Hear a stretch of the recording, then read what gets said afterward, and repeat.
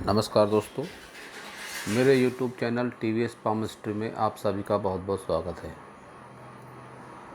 दोस्तों, हम सबका एक अनुभव यह ज़रूर होता है जीवन में कि ऐसा देखने में आता है कि एक ही समय पर दो व्यक्ति एक ही व्यापार शुरू करते हैं, लेकिन आने वाले कुछ समय के बाद ऐसा देखने में आता है कि एक व्यक्ति बहुत ज़्यादा सफल हो गया, सफल व्यापारी बन गया, लेकिन दूसरा उस हद तक नहीं पहुंच पाया। या एक ही समय पे जॉब कर रहे दो व्यक्ति का एक का प्रमोशन हो गया, अच्छी ऊंचे पद पर पहुंच गया और दूसरा नहीं पहुंच पाया। ऐसा क्यों होता है दोस्तों? मैं आपको समझाने का प्रयास करता हूं कि हस्तरेखा विज्ञान में इनके कारण बताए गए हैं बहुत से। मैं आपको समझाने का प्रयास करता हूं कि एक सफल व्यापारी या सफल जॉब करने वाले के हाथ में किस तरह की रेखाएं होती हैं, मैं आपको बताने का प्रयास करता हूं। ये लाइनें हम सभी के हाथ में इस तरह से होती हैं। ये हृदय रेखा, ये मस्तिष्क रेखा और ये जीवन रेखा। तो अब एक सफल व्यापारी के लिए चाहिए कि उसका बुध पर्वत अच्छा हो।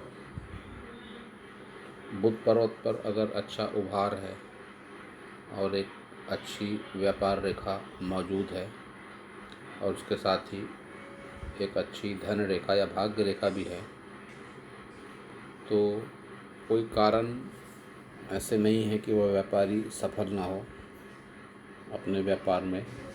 लेकिन इन सब के बावजूद भी अन्य सभी पर्वत की भी स्थितियाँ अनुकूल प्रतिकूल जैसी भी रहती है, उस हिसाब से भी उसके परिणाम मिलते हैं। लेकिन व्यापार के लिए मेन व्यापार रेखा और बुध पर्वत को देखा जाता है।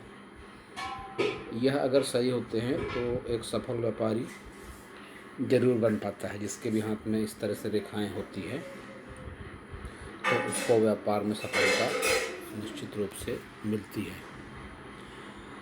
वहीं अगर एक कोई सरकारी नौकरी वाला व्यक्ति है अगर, तो उसके हाथ में भी इन रेखाओं का बहुत अच्छा रोल रहता है। हृदय रेखा, मस्तिष्क रेखा, जीवन रेखा, इनके भी उतार चढ़ाव बहुत ज़्यादा मायने रखते हैं। कोई भी जॉब करता हो व्यक्ति, कोई भी बिजनेस करता हो, किसी भी क्षेत्र में हो, तो एक सरकारी नौकरी वाले के लिए सबसे पहले देखा जाता है उसका सूर्य पर्वत किस स्थिति में है।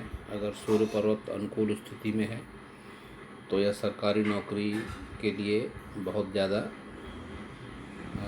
सफलता देने वाला माना जाता है। इसके साथ ही उसकी सूर्य रेखा भी बहुत ज़्यादा मायने रखती है। अक्सर देखा गया है कि जो भी सरकारी जॉब में रहते हैं उनकी सूर्य रेखा अच्छी होती है, लंबी होती है, उनका सूर्य पर्वत भी अच्छा होता है।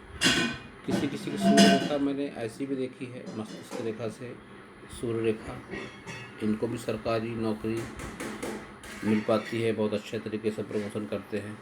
किसी किसी की सूर्य रेखा इस तरह से जीवन रेखा से भी निकलती है, बहुत कम होती है इस तरह की रेखा, लेकिन होती ज़रूर है। ये भी सरकारी नौकरी के लिए एक बहुत अनुकूल स्थिति मानी जाती है। तो अगर सूर्य पर्वत पर उभार अच्छा है और अच्छी सनलाइन है तो सरकारी नौकरी वाले लाइफ में ज़रूर सफल होते हैं, उनका प्रमोशन होता है, सरकारी जॉब भी मिलती है। लेकिन इसके साथ ही अन्य भी कारण देखे जाते हैं। ये उंगली की लंबाई देखी जाती है गुरु पर्वत की और बुध पर्वत की, यह भी बहुत मायने रखती है। लीडरशिप क्वालिटी होनी चाहिए, याददाश्त मैनेजमेंट अच्छा होना चाहिए, इन सब बातों की भी बहुत ज़्यादा अहमियत रहती है। वहीं अगर कोई तकनीकी क्षेत्र में अगर कार्य करता है तो उसके दोनों मंगल पर्वत बहुत उभरे हुए होने चाहिए। मंगल पर्वत पर उभार आवश्यक होता है। ऐसे लोगों के हाथ में मंगल पर्वत का उभार बहुत मायने रखता है और उनके हाथ में भी कुछ इस तरह से रेखा होती है, मंगल पर्वत से मंगल पर्वत तक रेखा होती है, या मंगल पर्वत से इस तरह से सूर्य पर्वत पर रेखा जाती है। सूर्य पर्वत पर जाती है, शनि पर्वत पर जाती है, बुध पर्वत पर भी जाती है।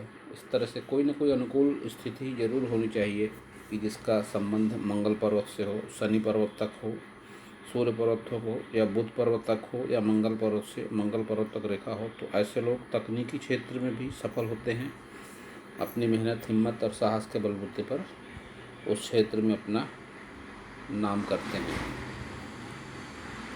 तो दोस्तों, यह था एक मेरा प्रयास आप सबको बताने का कि एक सफल व्यक्ति के हाथ में किस तरह से रेखाएं होती हैं। तो दोस्तों, अगर आपको मेरा वीडियो अच्छा लगा हो तो आप मेरे चैनल को सब्सक्राइब करें, मेरे वीडियो को लाइक करें, शेयर करें, कमेंट करें, और पूरा वीडियो देखने के लिए आप सभी का बहुत बहुत धन्यवाद।